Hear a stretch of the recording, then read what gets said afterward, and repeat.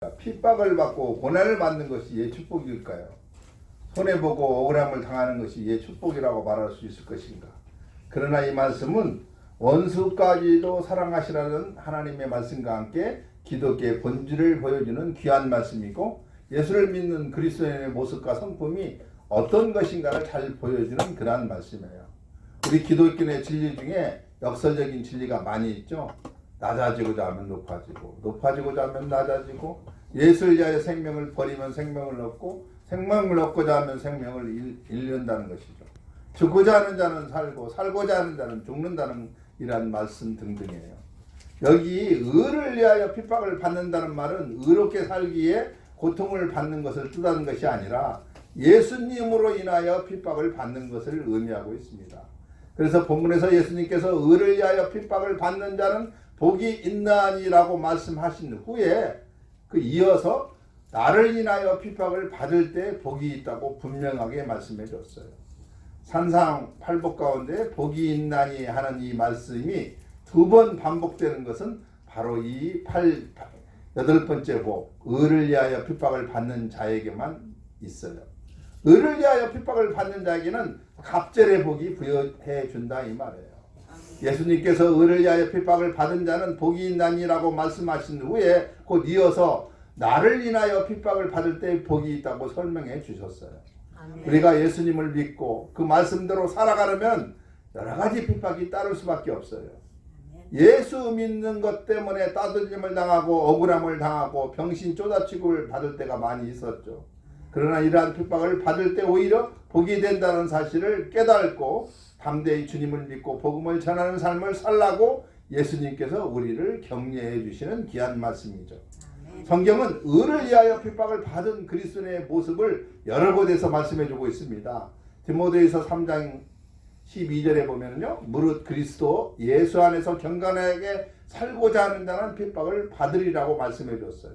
또 갈라디아서 4장 29절에는 그때 육체를 따라 난 자가 성령을 따라 난 자를 핍박한 것과 같이 이제도 그러하도다. 또한 로마서 8장 17절에서 18절에 자녀이면 또한 후사 곧 하나님의 후사요 그리스도와 함께한 후사니 우리가 그와 함께 영광을 받기 위하여 고난도 함께 받아야 될 것이니라. 생각하건대 현재의 고난은 장차 우리에게 나타날 영광과 좋기 비교할 수 없다라고 말씀하고 있어요. 예수님도요, 요한복음 15장 18절에서 19절에 이렇게 말씀하셨어요. 세상이 너희를 미워하면 너희보다 먼저 나를 미워한 줄 알라. 너희가 세상에 속하 있으면 세상이 자기의 것을 사랑할 터이나 너희는 세상에 속한 자가 아니요 도리어 세상에서 나의 택함을 입은 자인 거로 세상이 너희를 미워하느니라 이렇게 말씀하고 있습니다. 세상이 예수 믿는 사람들을 미워하고 핍박할 것이라 이러는 거죠. 그러면 세상이 예수 믿는 사람을 미워하는 핍박하는 이유가 어디에 있냐 이 말이에요. 성경은 의로운 사람이 악한 세상으로부터 많은 핍박을 받을 경우가 많이 있어요. 가인이 동생 아벨을 미워하면서 돌로 쳐 죽였잖아요. 이유가 뭐예요? 하나님이 아벨에게서만 받으셨다는 그런 이유 때문에 그랬어요. 엘리야 선지자는 바알신을 섬기는 아방과 이세벨 왕으로부터 박해를 많이 받았어요. 요한은 악한 시대를 의롭게 살았기 때문에 헤롯 임금으로부터 핍박을 받아 목배임을 당할 수밖에 없었어요. 로마에 가면요, 옛날부터 내려오는 많은 유적과 유물이 있는데 그 곳에 가장 유명한 예배당 둘이 있어요. 하나는 성 베드로 예배당이 있고 또 하나는 성 바울의 예배당이 있습니다.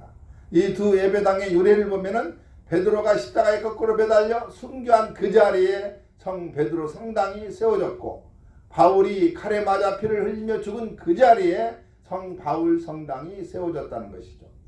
기독교 역사는 핍박의 역사다 이렇게 말할 수가 있어요.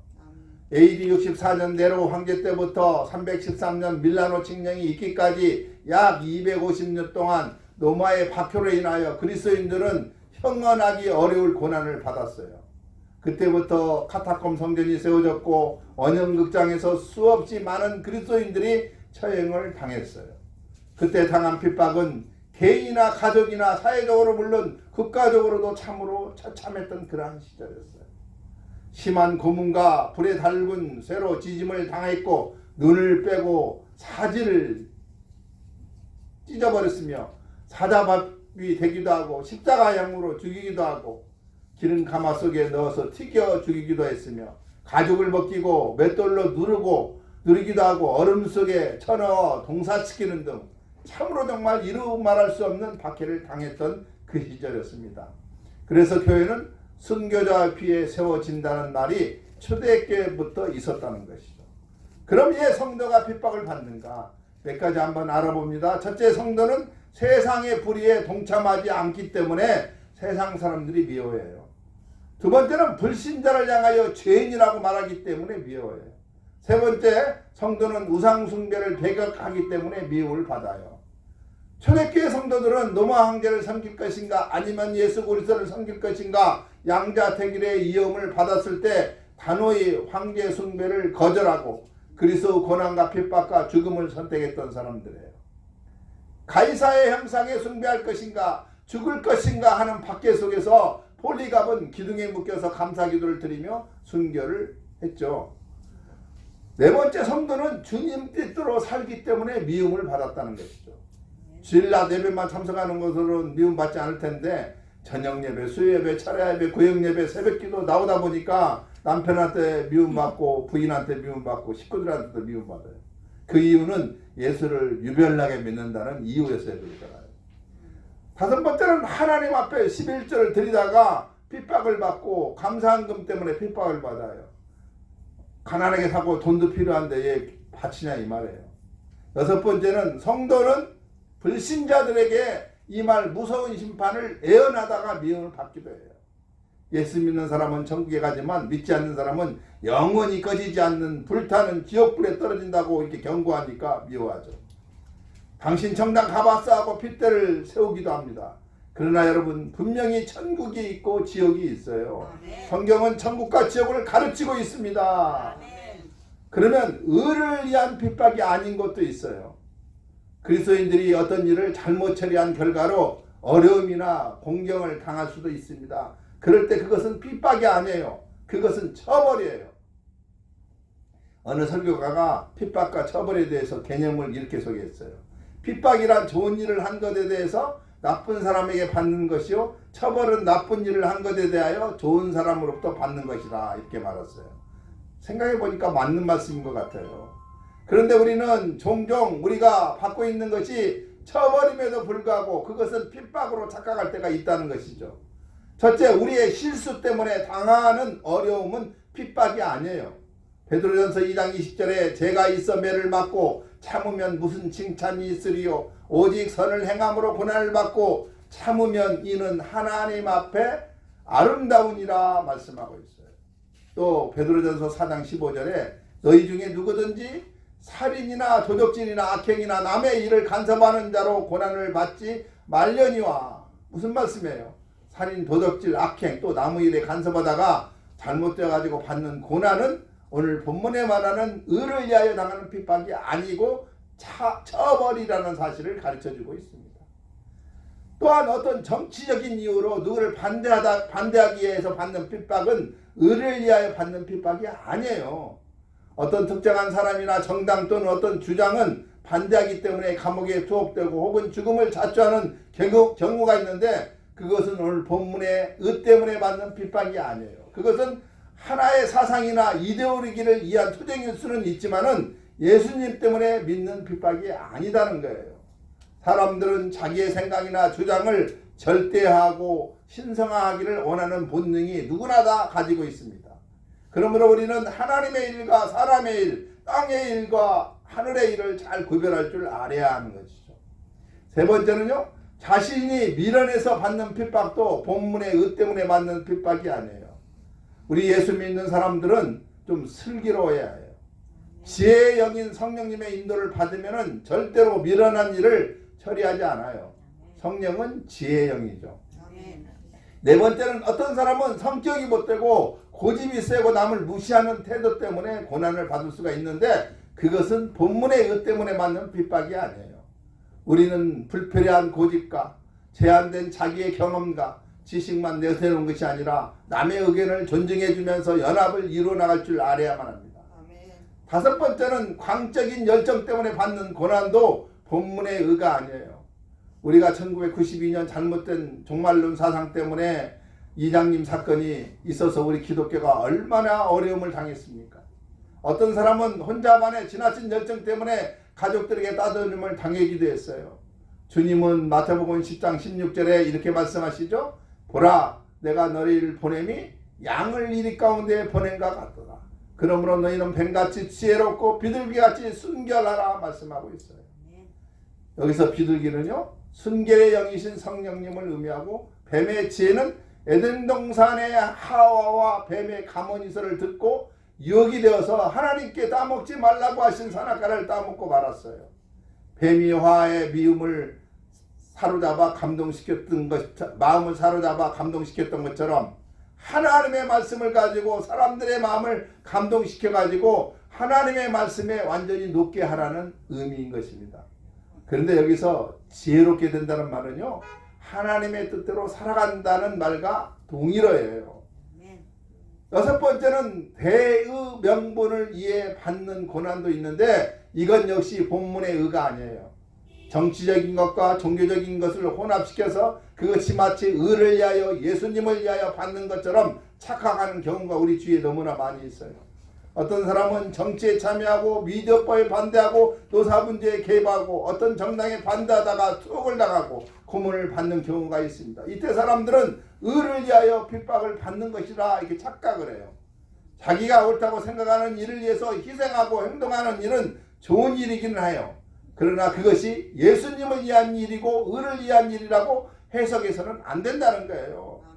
어떤 사람은 민주화를 위해서 분신자살을 하기도 합니다. 그것은 그가 의를 위하여 핍박을 받는 것이 아니라 단지 자기가 옳다고 생각하는 그 일 때문에 희생된 것뿐이에요.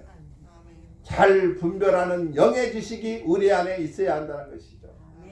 그렇다면 무엇이 본문이 말하는 핍박입니까? 오늘 본문 11절과 12절 다시 한번 읽겠습니다. 나로 인하여 너희를 욕하고 핍박하고 거짓으로 너희를 거스려 모든 악한 말을 할 때에는 너희에게 복이 있나니 기뻐하고 즐거워하라. 하늘에서 너희의 상이 큼이라. 너희 전에 있던 선지자들을 이같이 핍박하였느니라. 본문에서 예수님은 나를 위하여 핍박을 받는 자라고 분명하게 말씀하고 있어요. 그러므로 의를 위하여라는 말을 정확하게 해석하면 나 예수를 인하여 핍박을 받는 자를 말하고 있습니다. 디모데후서 3장 12절에 바울 사도도 무릇 그리스도 예수 안에서 경건하게 살고자 하는 자는 핍박을 받으리라고 경고해 주고 있습니다. 예수님 때문에 살아 변화되어 경건한 삶을 추구하다가 받는 핍박이 바로 본문에 해당되는 핍박이에요. 바울은 갈라디아서 2장 20절에 내가 그리스도와 함께 십자가에 못 박혔나니 그런즉 이제는 내가 산 것이 아니오 오직 내 안에 그리스도께서 사신 것이라. 이제 내가 육체 가운데 사는 것은 나를 사랑하사 나를 위하여 자기 몸을 버리신 하나님의 아들을 믿는 믿음 안에서 사는 것이라 이렇게 말씀하고 있습니다. 내 안에 계신 예수 그리스도 그분을 위하여 당하는 모든 핍박과 환난이 있을 때 진정한 천국이 임하고 하늘의 보상이 있다는 것이죠.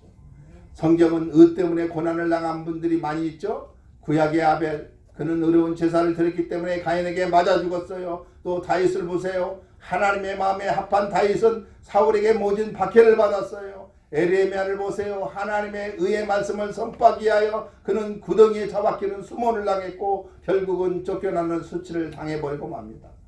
의를 위하여 산다는 것은 주님을 위하여 산다는 말이고, 의를 위하여 핍박을 받는다는 말은 주님을 위해서 핍박을 받는다는 말이에요. 우리나라의 대표적인 순교자는 주기철 목사님이죠. 일본의 천황 신사에 절하지 않는다는 이유로 맨발로 못 박힌 곳을 걸어갈 정도였어요. 아까도 잠시 말씀드렸지만 초대교회 볼리감은 서머나교회의 감독이었어요. 그는 주님이 오신 후 155년 2월 23일에 순교를 당했습니다.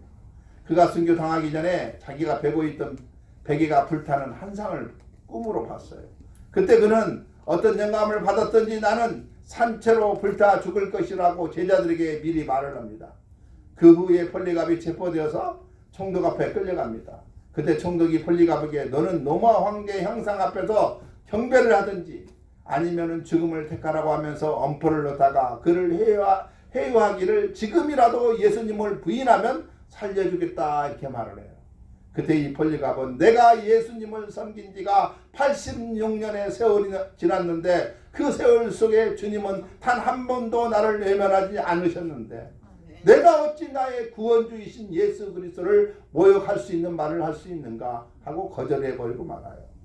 화가 난 총독이 그를 불태워 죽이겠다고 하니까 폴리갑은 그 총독을 향하여 당신은 잠시 타다가 곧 꺼져버리는 불로 나를 위협하지만은 당신은 앞으로 다가올 심판날에 영원히 꺼지지 않는 불에 던짐을 받을 자라고 하면서 어서 나를 죽이라고 군소리를 칩니다.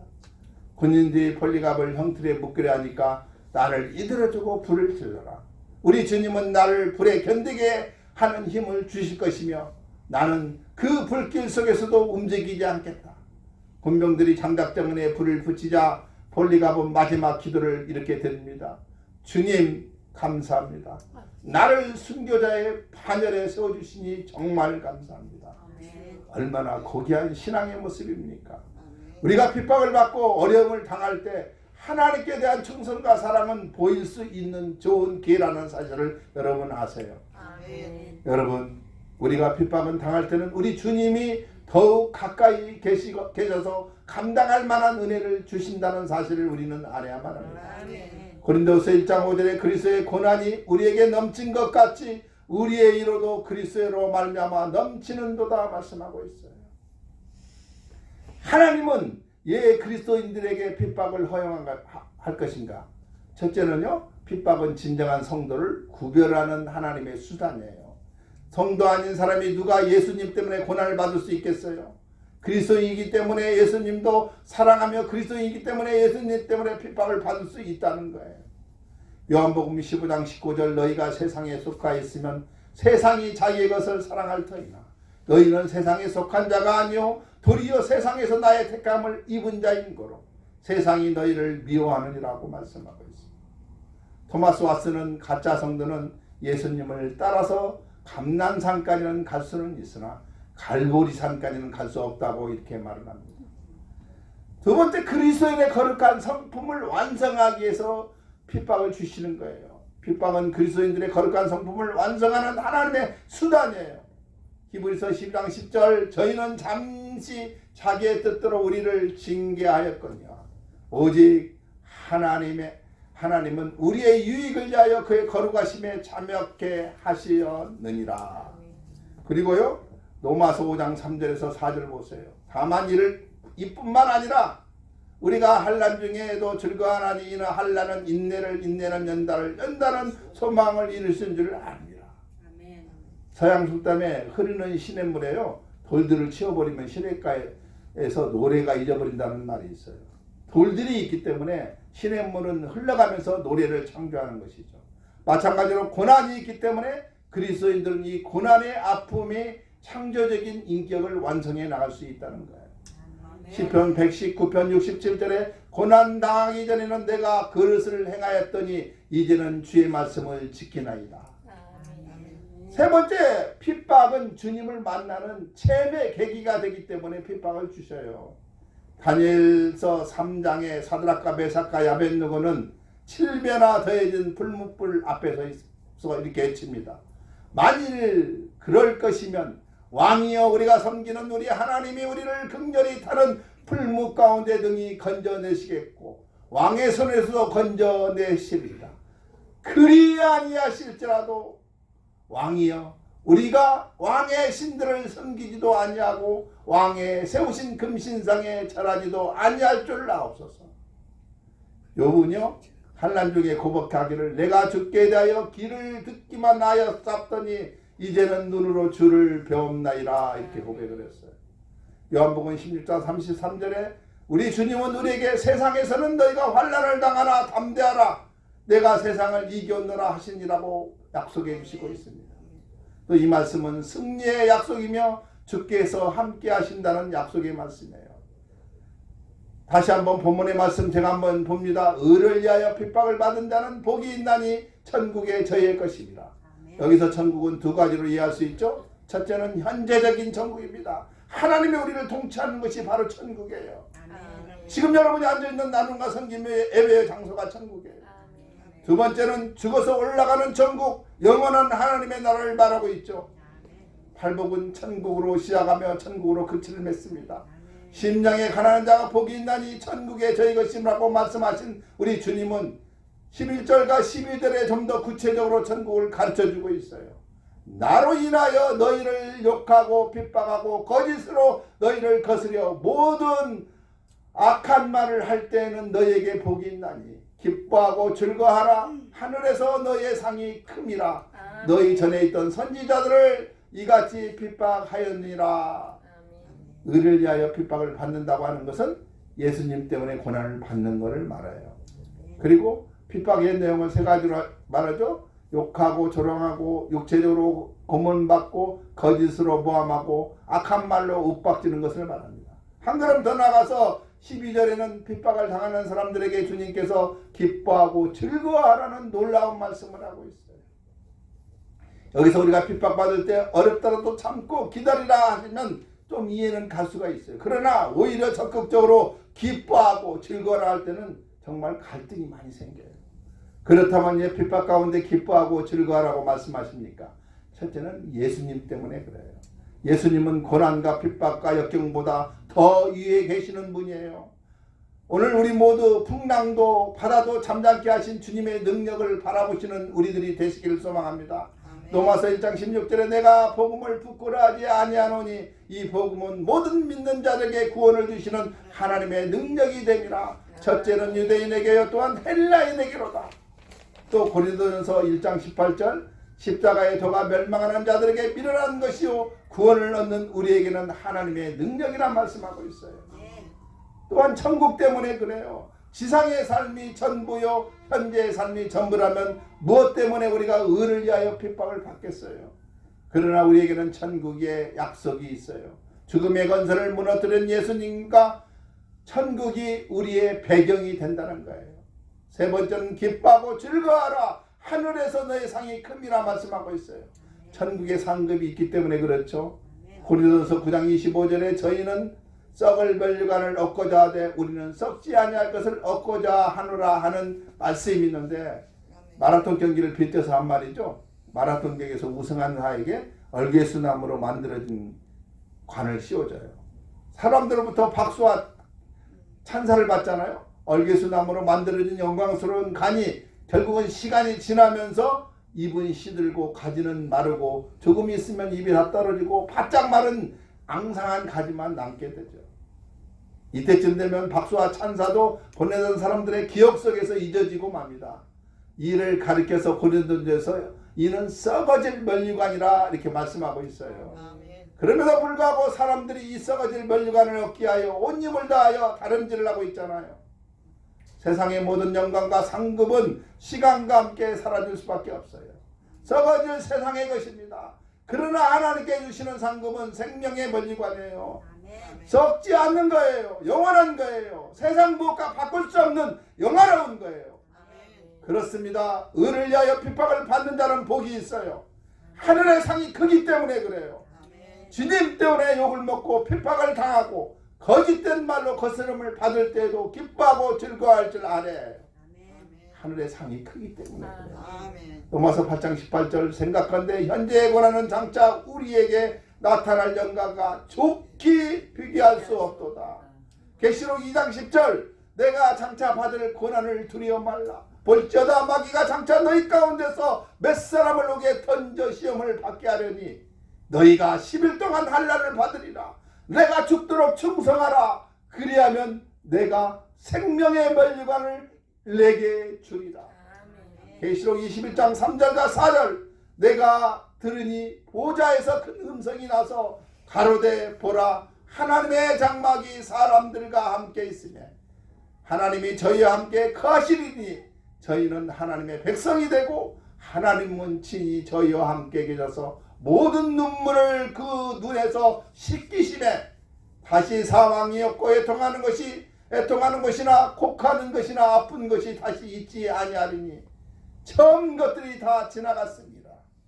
여러분, 우리가 살고 있는 세상은 빛을 미워하는 어둠이 가득 찬 세상이라는 것을 우리가 알아야만 합니다. 아멘. 악한 영은 하나님을 거스려 진리를 미워하고 하나님의 의를 대적하고 있다는 것을 우리가 알아야 해요.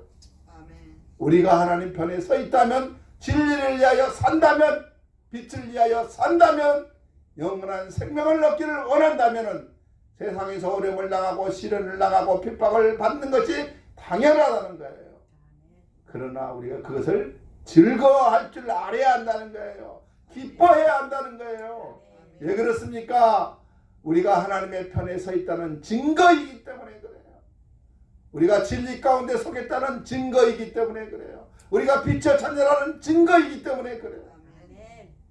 사도행전 5장을 보면은요, 사도들이 예수님 때문에 붙잡혔던 내용이 나와요. 옥에 갇히죠? 채찍에 맞아요. 그런데 사도들이 주님 때문에 능력을 나겠음을 기뻐하였어요. 우리가 믿는 예수님은 구원의 주님이십니다. 우리가 믿는 주님은 길이요 진리요 생명이시며 예수님만이 우리에게 영원한 생명으로 인도하시는 분입니다.